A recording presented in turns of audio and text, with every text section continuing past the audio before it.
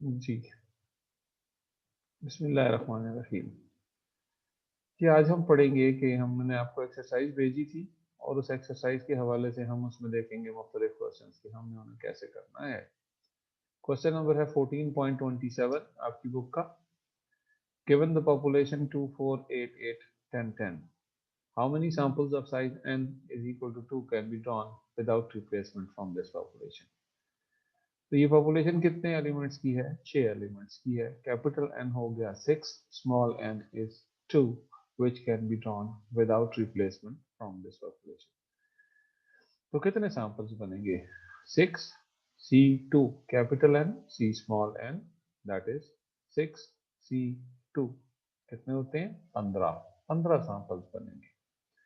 Compute and tabulate the sampling distribution of the mean of samples of size 2. तो क्या करना है? बनानी क्या है? Compute and calculate the sampling distribution of mean. sampling distribution of mean बनानी है जबकि आपका n जो है वो 2 हो, यानी ऊपर जो आपने सैंपल्स बनाए हैं 15, उनके आप सैंपल मीन्स निकालेंगे और उनकी फिर सैम्पलिंग डिस्ट्रीब्यूशन बनाएंगे।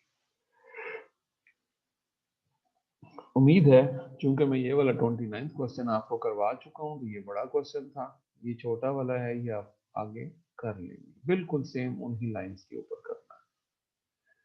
14.28 देखिए बेटा। 14.28 ये कहता है a finite population consists of the numbers 2, 4 and 6। क्या कहता है पहले पार्ट में? फॉर्म, फ्रॉम में ये लफ्ज देखना।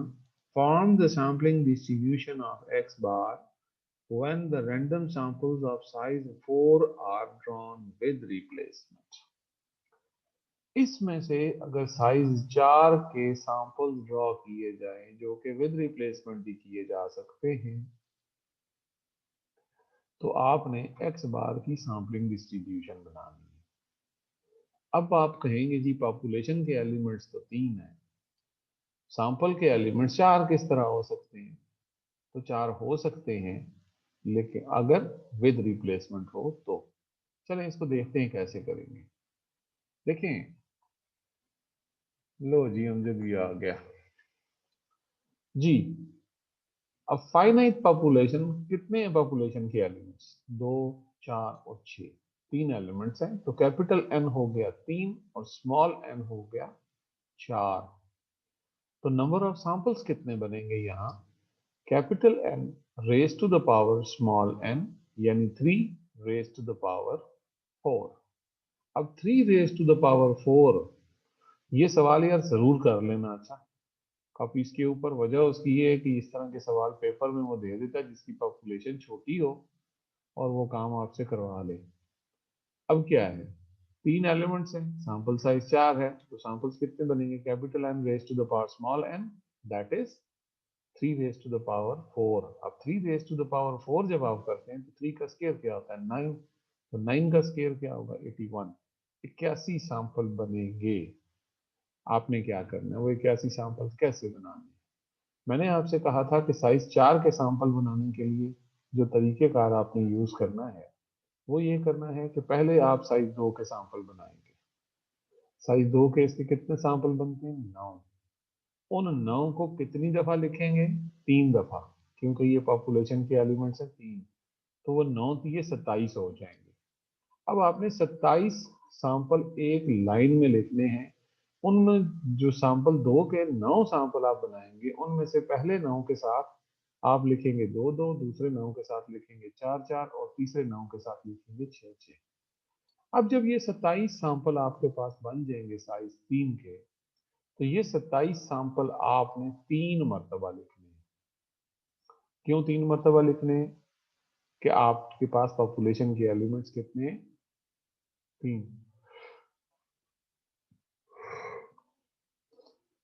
जी। अब क्या करेंगे? वो 27 जो पहले आपने लिखे साइज 3 के, फिर 27 दूसरी दफा लिखे, फिर 27 तीसरी दफा लिखे, तो अब 27 27 27 3 दफा लिखे जा चुके साइज 3 के। तो जो पहले 27 आपने लिखे हैं उनके साथ आप लिखेंगे 2 2 2 2 2 2 2 सारे 27 के साथ, दूसरे 27 के साथ लिखेंगे 4 4 4 4 4 4 और तीसरे 27 के साथ लिखेंगे 6 6 6 6 6। अब आपका सैंपल साइज 4 है।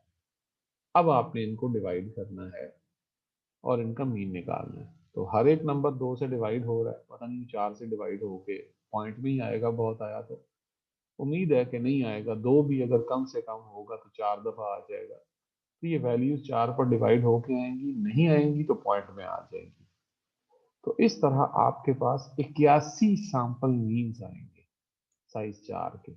और बाकी काम देखें नीचे वही है जो मैंने आपको करवाया हुआ है विद रिप्लेसमेंट वाला, आप उसको वैसे ही करेंगे। ठीक है जी, आवाज आ रही मेरी बेटा? जी सर ठीक है। क्वेश्चन नंबर 29 मैंने आपको पूरा करवा दिया था। अब चलते हैं क्वेश्चन नंबर 30 की जानब। Given the elements of the given the 6 elements population. अब ये 6 एलिमेंट्स की पॉपुलेशन दी हुई है, 0 3 6 आगे 12 15 और 18। How many samples of size n is equal to 3 can be drawn without replacement from this population? तो 6C3 कितने होंगे? 20। तो 20 सैंपल ड्रॉ किए जा सकते हैं। Compute the sampling distribution of mean for the samples of size 3। Her sampling distribution आपने किसकी बनानी है? मीन की, यानी एक्स बार की डिस्ट्रीब्यूशन बनानी है जबकि सैंपल साइज 3 हो। Compute the mean and standard deviation of this distribution. यानी जो सैम्पलिंग डिस्ट्रीब्यूशन आप बनाएंगे उसका मीन और उसकी स्टैंडर्ड डेविएशन भी आपने कैलकुलेट करनी है, यानी म्यू एक्स बार और सिग्मा एक्स बार। तो ये बिल्कुल वैसा ही सवाल है जिस तरह का ऊपर करवाया था मैंने। वो 7 एलिमेंट्स वाला रिपीटिशन वाला कराया है और ये तो फिर 3 का है। तो इसमें सारे नंबर्स भी 3 से डिवाइड होने वाले हैं, तो इनका मीन जो है डिवाइड होके होल नंबर्स में आएगा। तो ये आपका है जी क्वेश्चन नंबर 30। क्वेश्चन नंबर 31 देखिए। Draw all possible samples of size n is equal to 3 with replacement from the population 3 6 9 12। 3 6 9 4 sorry 3 6 9 12। तो कितने हो गए? 4 हो गए। सैंपल साइज क्या है? 3 है। कितने सैंपल्स बनेंगे? Capital N raise to the power small n, यानी 4 raise to the power 3। 4 raise to the power 3 जब आप करते हैं तो बेटा 4 4 16, 4 64 सैंपल्स बनते हैं। तो जब आपके 64 सैंपल्स बनेंगे तो 64 सैंपल्स के बाद आपने क्या करना है? Form a sampling distribution of the sample means, hence state and verify the relations between. वो रिलेशंस वेरीफाई करने हैं। कौन से रिलेशंस? पहला क्या है? Mean of the sampling distribution of mean यानी mu x bar and the population mean यानी म्यू। तो म्यू एक्स बार और म्यू में रिलेशन फाइंड करना, यही मैं करवा चुका हूं आपको ऊपर। वो जो लिखा हुआ verify that mu x bar is equal to mu, तो यही चीज थी वो। फिर वो कहता है variance of the sampling distribution of mean यानी sigma square x bar and the population variance यानी सिग्मा स्केयर। यानी सिग्मा स्केयर एक्स बार में और सिग्मा स्केयर में क्या ताल्लुक होगा, क्या रिलेशन होगा? तो देखिए यहाँ सैम्पलिंग क्या थी? सैम्पलिंग यहाँ विद रिप्लेसमेंट है। तो सैम्पलिंग जब विद रिप्लेसमेंट होती है तो आपकी कौन सी प्रॉपर्टीज वेरीफाई होती है? ये आपको मेरा कर्सर मूव करता हुआ नजर आ रहा है? जी सर। ये देखें, ये mu x bar equal to mu prove करना है आपने, और फिर sigma square x bar is equal to sigma square by N prove करना है। कौन से क्वेश्चन में? क्वेश्चन नंबर 4.14.31 में। ठीक हो गया? ठीक है सर। अब ये क्वेश्चन नंबर 14.32 देखिए बेटा। A population of n is equal to 5 has the following values। ये सवाल जरूर कीजिएगा, मेरा आपको मशवरा है। ये वैल्यूज उसने दे दी आपको 4 5 7 9 10। क्या कहता है? Find the population mean and variance. अच्छा, इस सवाल को जरा गौर से पढ़ो। फिर ये सवाल मैंने तुम्हें सॉल्व किया हुआ नहीं है, हिंट लिखे हुए हैं, मैं बताता हूं कि तुमने करना क्या। इस पहले सवाल में वो क्या कहता है? इस सवाल को जरा गौर से पढ़िए, या आप ये व्हाट्सएप पे खोल लीजिए, मेरे पास तो किताब खुली हुई है, आप ये व्हाट्सएप पे सवाल खोल लीजिएगा, दूसरी स्क्रीन मैं शेयर कर देता हूँ जो इसका सोल्यूशन है, ठीक है। जी सर सही है। ये आ गया। अब देखिए, पहला पार्ट उसने क्या कहा था हमें कि क्या फाइंड करें। उसने हमें कहा था पहले पार्ट में कि find the population mean and variance. तो पहले पॉपुलेशन मीन और वेरिएंस क्या होते हैं, म्यू होता है और सिग्मा स्क्वायर होता है। वो बिल्कुल उस तरह निकालने हैं जिस तरह पहले निकाले थे, लेकिन यहां वो ये काम पहले करने को कह रहा है, आपको बाद में करने को नहीं कह रहा। बात समझ में आई कि नहीं आई?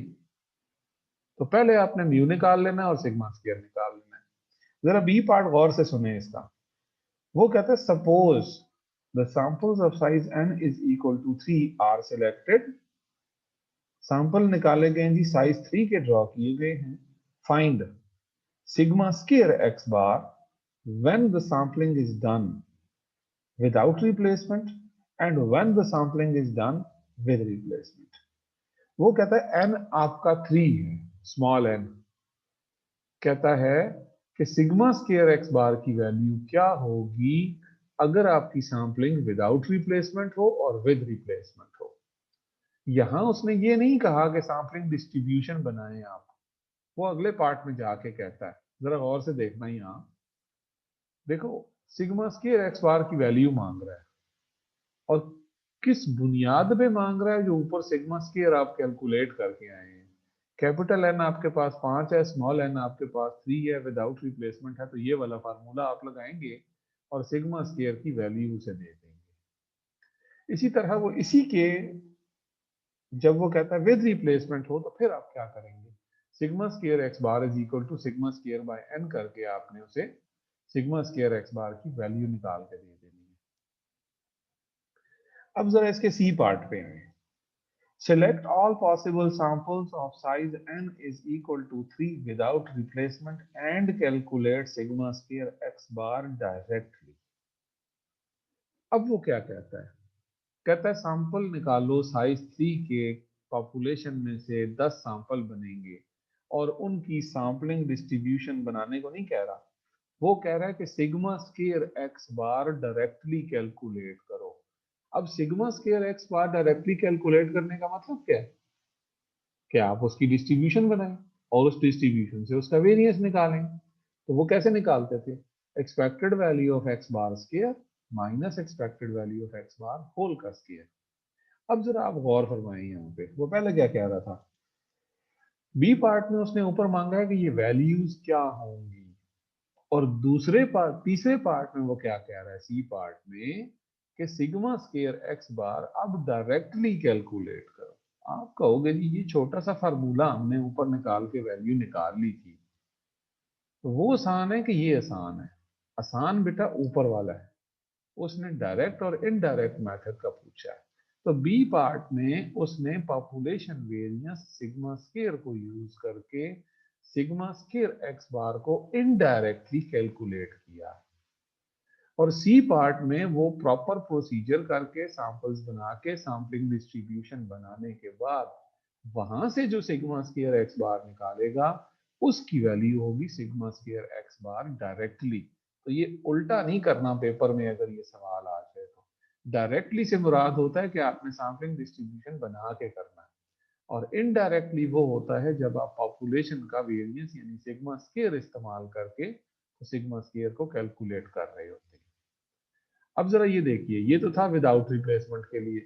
फिर अपने वो डी पार्ट में क्या कहता है, select all possible samples of size n is equal to 3 with replacement and calculate the sigma square x bar directly. अब यहाँ क्या होगा, यहाँ आपने सैम्पलिंग करनी है विद रिप्लेसमेंट, यानी 5 raise to the power 3 125 sample बनेंगे। साइज 2 के 25 बनाएंगे, उन्हें 5 दफा लिखेंगे और फिर हर 5 के साथ, हर 25 के साथ एक एक एलिमेंट लगाएंगे। वो 125 सैंपल बनाने के बाद आपने sigma square x bar directly निकाल लेना है ऐसे। तो ये चीज जो आएगी डी पार्ट में वो इसके इक्वल होगा, और जो सी पार्ट में सिग्मा स्क्वायर एक्स बार आएगा वो इसके इक्वल होगा। तो ये सवाल जरूर करना बेटा, बी पार्ट में वो इनडायरेक्टली का मतलब, इनडायरेक्टली उसने कहा नहीं है, लेकिन वो इनडायरेक्टली कहने का मतलब ये है कि आपने यहाँ से पॉपुलेशन वेरिएंस को यूज करके ये क्वेश्चन सॉल्व करना है जी। क्वेश्चन नंबर 14.32 समझ में आता है बेटा कि नहीं आता? जी सर, आ गया। बेटा ये सवाल लाजमी करना है, ठीक है? सही है। ये अभी तक सारे इंटरमीडिएट लेवल के सवाल चल रहे हैं, बीएससी लेवल का सवाल मुझे उम्मीद नहीं है कि मैं आज भी पहुंच पाऊंगा, ठीक है? 14.33 पे देखिए क्या सवाल है, जो मैंने आपको पहले एक्सरसाइज की कॉपी भेजी थी, तस्वीर भेजी थी। A population consist of 4 numbers, 2 4 6 8, यानी 4 एलिमेंट्स हैं पॉपुलेशन के। Draw all possible samples of size n is equal to 3 with replacement. Find the mean and the median for each sample. Find the mean and median for each sample. बहुत गौर से देखिएगा। Find the mean and median of each sample. यानी आपने जो samples बनाए हैं, 64 samples बनेंगे, आपने हर सैंपल का मीन भी निकालना है, एक्स बार निकालते थे, और फिर हर सैंपल का मीडियन भी निकालना है। अब 3 वैल्यूज हैं आपके पास, फर्स्ट किया 4 6 8, तो उनका मीडियन क्या होगा? हाँ जी अमजद, 4 6 8, उनका मीडियन क्या होगा? सर 6। बिल्कुल 6, उनका मीडियन होगा 6। तो इसी तरीके से आपने वैल्यूज को अरेंज करके 64 सैंपल के मीडियंस निकाल लेंगे। अब आपके पास ये देखिए, सीरियल नंबर होगा, 64 सैंपल बनेंगे, मीन्स आएंगे और उनके मीडियंस आएंगे। फिर आपने then sampling distribution of x bar बनानी है और म्यू एक्स बार कैलकुलेट करना है और सिग्मा स्क्वायर एक्स बार कैलकुलेट करना है। क्योंकि आगे वो कहता क्या है, जरा गौर से सुनिएगा। Form the sampling distribution of means and the sampling distribution of medians. यानी सैम्पलिंग डिस्ट्रीब्यूशन किस किस की निकालनी है, मीन्स की और मीडियंस की, यानी दोनों अलग अलग, ऑब्वियसली एक नहीं हो सकती। फिर वो क्या कहता है, which of these distribution has a smaller variance. दोनों में से वेरियंस किसका कम है, किसका वेरियंस छोटा है? ऑब्वियसली मीन का वेरियंस छोटा आएगा। फिर वो पूछता है, how did the means of these two distributions, इन दोनों डिस्ट्रीब्यूशंस के mean, how did they compare with the population mean, इनका म्यू के साथ क्या ताल्लुक होगा? तो हम क्या करना है, हमने सैम्पलिंग डिस्ट्रीब्यूशन ऑफ एक्स बार का मीन भी निकाल लिया, म्यू एक्स बार, और इसका वेरिएंस भी निकाल लिया। इसी तरह मीडियंस की जो डिस्ट्रीब्यूशन बनेगी, अब मीडियंस कितने हो सकते हैं उसके अंदर, जो भी मीडियंस आएंगे आपके सामने आ जाएंगी वैल्यूज यहाँ पे, या तो वो जनाब साहब 2 होगी या 4 होगी या 6 होगी या 8 होगी, इसके अलावा तो कुछ नहीं हो सकती। इसकी भी सैम्पलिंग डिस्ट्रीब्यूशन बनाएंगे। अब यहां पर जरा गौर कीजिए, ये अब इसको म्यू एक्स बार नहीं कह रहे, एक्स टिल्डी यूज कर रहे हैं यहाँ पर, क्योंकि टिल्डी का साइन मीडियन के लिए यूज होता है। यहाँ पे भी यूज किया था, यहाँ पे भी यूज किया था, और यहाँ पे भी सैम्पलिंग डिस्ट्रीब्यूशन ऑफ एक्स टिल्डी से मुराद है मीडियन। तो यहाँ से म्यू ऑफ एक्स टिल्डी कैलकुलेट करेंगे बिल्कुल उसी तरीके से, और यहाँ से सिग्मा स्क्वायर एक्स टिल्डी कैलकुलेट करेंगे बिल्कुल उसी तरीके से। अब देखिए, उसने पूछा ये था कि दोनों में से छोटा वेरिएंस कौन सा है, दोनों में से नजर आ जाएगा आपको जब आप दोनों निकाल लेंगे। तो दोनों में से वेरिएंस छोटा मेरे ख्याल में सिग्मा स्क्वायर एक्स बार आएगा। अब वो तीसरे पार्ट में क्या पूछता था, what is the relation of mu x bar and mu, यानी म्यू एक्स बार का म्यू के साथ क्या ताल्लुक है? तो ये दोनों बराबर आएंगे, यानी पॉपुलेशन का मीन म्यू एक्स बार के बराबर होगा। इसी तरह मीडियंस का जो मीन होगा, यानी म्यू एक्स टिल्डी, वो भी पॉपुलेशन मीन के बराबर होता है। बात समझ में आ गई? तो ये सवाल भी आपका इम्पॉर्टेंट है, और ये प्रैक्टिकल में कई दफा पूछा जा चुका है, ये याद रखना, इसी तरह का सवाल। क्वेश्चन नंबर 34 पे आ जाइए बेटा। क्वेश्चन नंबर 34 में given the following population distribution. अब ये जो डिस्ट्रीब्यूशन आपको दी हुई है, ये वाली, ये पॉपुलेशन की डिस्ट्रीब्यूशन है, ये वाली, ये किसकी डिस्ट्रीब्यूशन है? पॉपुलेशन की, यानी 1 2 3 4 और फिर 1/7, 3/7, 2/7 और 1/7। यहां उसने आपसे सबसे पहले क्या कहा, find the sampling distribution of mean if a sample of three numbers is taken without replacement। कहता ये है कि अगर साइज 3 का सैंपल विदाउट रिप्लेसमेंट निकाला जाए तो आप उसकी सैंपलिंग डिस्ट्रीब्यूशन बनाए। ओ भाई पॉपुलेशन ही नहीं हमारे पास, हमने उसने हमें क्या दिया है, पॉपुलेशन की डिस्ट्रीब्यूशन दे दी है। फिर वो क्या कहता है, how does the variance of the sampling distribution, यानी variance of the sampling distribution यानी sigma square x bar compare with the population variance, यानी सिग्मा स्क्वायर के साथ उसका ताल्लुक कैसे होगा। बात समझ में आई? अब जरा गौर से देखिए बेटा, तो पॉपुलेशन मीन और वेरिएंस आप यहीं से निकाल लीजिए, अलग से पॉपुलेशन निकालने की जरूरत नहीं है। आपको क्या कॉलम दिया हुआ है, एक्स और एफ ऑफ एक्स। आप यहां से रैंडम वेरिएबल को यूज करके एक्स एफ ऑफ एक्स और X square F of X निकाल लें, और यहां से mu is equal to expected value of X summation X F of X. अब ये एक्स बार नहीं है, याद रखना है, ये एक्स है, और हम ये वाली डिस्ट्रीब्यूशन यूज कर रहे हैं जो पॉपुलेशन की है। तो पॉपुलेशन डिस्ट्रीब्यूशन जब यूज कर रहे हैं ये वाली, तो हमारे पास मीन निकालेंगे तो क्या आएगा, एक्सपेक्टेड वैल्यू ऑफ एक्स आएगी, जो कि किसके इक्वल होगी, म्यू के। इसी तरह इसका वेरिएंस निकालेंगे, expected value of X square minus expected value of X whole square, और स्क्वायर हो, सिग्मा स्क्वायर होगा ये। अब हमने इसके सैंपल्स बनाने हैं, सैंपल्स बनाने के लिए हमें पॉपुलेशन आनी चाहिए, पॉपुलेशन होनी चाहिए हमारे पास। आपको मैंने कॉलेज में जो एक क्वेश्चन कराया था उसमें जरा देखिए, बल्कि इसमें भी देखिए, सारे डिनोमिनेटर सेम है। जी अमजद और सॉरी अरबाब। जी जी बिल्कुल सर, सर यहाँ से बन सकती है सर। हाँ जी, यहाँ से क्या बन सकती है, सारे डिनोमिनेटर सर सेम है, तो यहाँ से हम यस इसकी सर। फ्रीक्वेंसी निकाल लेंगे। जी सर। फ्रीक्वेंसी का कॉलम फ्रीक्वेंसी। मैंने आगे बनाया है, देखो। जी सर बनाओ। ये प्रोबेबिलिटी बेसिकली क्या होती है, ये रिलेटिव फ्रीक्वेंसी होती है। तो रिलेटिव जी सर। फ्रीक्वेंसी का डिनोमिनेटर सेम कर दें अगर हम, और न्यूमरेटर एज अ ले लें फ्रीक्वेंसी, तो वो हमारी फ्रीक्वेंसी आ जाती है। अब हमारे पास जब इसकी फ्रीक्वेंसी आ गई, देखो 1 कितनी मरतबा आ रहा है, 1 मरतबा। 2 कितनी यस सर। मरतबा आ रहा है, 3 मरतबा। जी 3 कितनी मरतबा आ रहा है, 2 मरतबा। और 4 कितनी मरतबा आ रहा है, 1 मरतबा। मैंने नीचे अब ये पॉपुलेशन लिख ली है, ठीक है सर। 2 2 2 3 3 और 4। अब ये बाकी क्वेश्चन क्या है, बाकी सारा वैसा ही है। The rest of the question is same, बिल्कुल सेम है। ठीक हो गया। अब यहां से आगे मैं नहीं जा रहा, मैंने तुम्हें क्या कहा था कि यहां तक आपका काम वही है जो आपने इंटरमीडिएट में पढ़ा हुआ है, ठीक है। यहां से आगे जो काम है वो इंटरमीडिएट से हट के है। कोशिश करो बेटा कि बाकी लड़के भी कल क्लास में आए ताकि हम इसको प्रॉपरली शुरू कर सके। ठीक है, आप लोग अभी मेरे साथ रहिएगा, मैं जरा रिकॉर्ड ये खत्म कर लूं, उसके बाद just be with me for the question and answers.